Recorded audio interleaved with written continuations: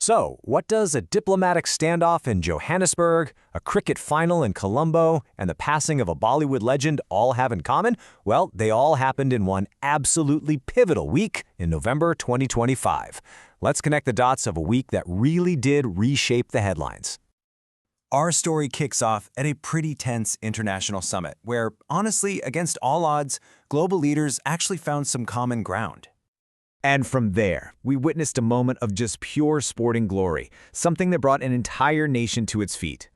And finally, it was a week of reflection as the country said a final somber goodbye to a truly beloved icon. So you've got diplomacy, sports, and culture, three very different stories all unfolding in one extraordinary week. Okay, first up, let's talk about India's whirlwind of activity on the global stage. I mean, in the span of just a few days, the nation was juggling high-stakes diplomacy, crucial climate policy, and some brand-new technological alliances. Let's just break this down for a second. You have the G20 summit in Johannesburg focused on global cooperation. Then there's the critical COP30 climate conference down in Brazil, and, to top it all off, the virtual launch of a new tech partnership. Three totally different arenas, with India playing a key role in each one all at the same time. Let's start with that G20 summit on November 22nd. You know, in a climate of rising geopolitical tensions, getting a unanimous agreement was no small feat. But despite some opposition, every single member nation adopted this 39-page declaration. That's a huge win for multilateral cooperation. The summit really delivered two major takeaways. First, that declaration reaffirmed a global commitment to peaceful dispute resolution. And second, and this is historic, the African Union was welcomed as a permanent member, finally giving the continent a powerful, unified voice at the table. Meanwhile, at the COP30 climate talks over in Belém, Brazil, India took a really strong stance. The focus was all about climate justice and financial equality, basically arguing that the shift to a green economy has to be fair and equitable for developing nations. And to round out the international picture, November 22nd also saw the launch of ACIT. That's the Australia-Canada-India Technology and Innovation Partnership. This is a key strategic alliance, bringing three democracies together to work on critical technologies like green hydrogen and secure supply chains, all with the goal of building a sustainable, net-zero future.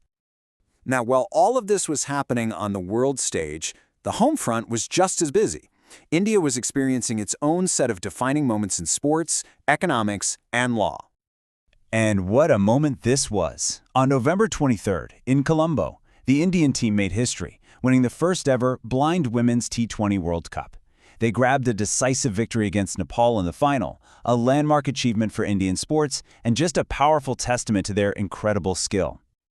Then, on the economic front, Jammu and Kashmir opened a whole new chapter. On November 24th, the region held its first ever auction of limestone blocks.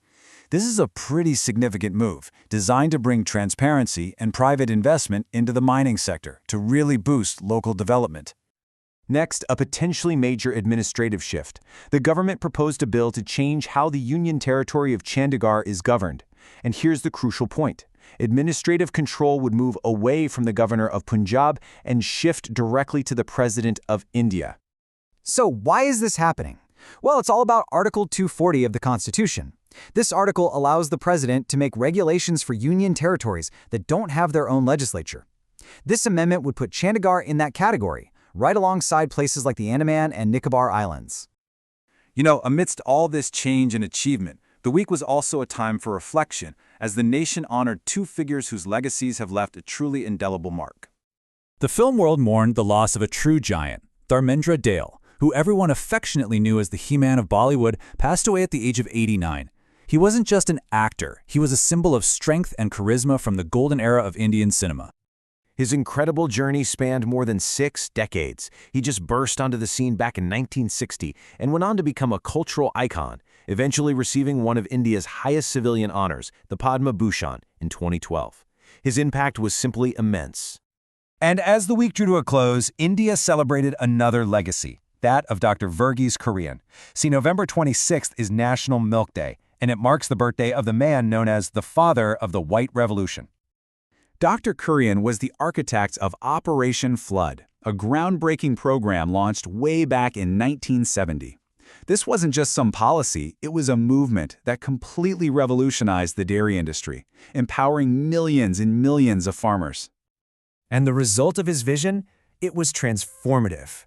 He took a milk-deficient nation and, through the power of cooperatives, turned it into the world's #1 milk producer. That is a legacy that continues to fuel the nation's economy and nutrition to this day. So, after a week that was packed with diplomacy, victory, policy shifts, and remembrance, what is the bigger picture? Let's connect these seemingly separate threads. What we really see is a nation actively shaping its role in the world, right, through diplomacy and new alliances. At the same time, it's celebrating these historic domestic achievements and making key policy changes. And then, woven through it all, is this deep respect for the cultural and economic pioneers who really laid the groundwork for today. It was a week of breakthroughs and goodbyes, of new partnerships and legacies that endure. It really leaves us with a question. From a G20 declaration to a World Cup victory, which of these turning points will we still be talking about years from now?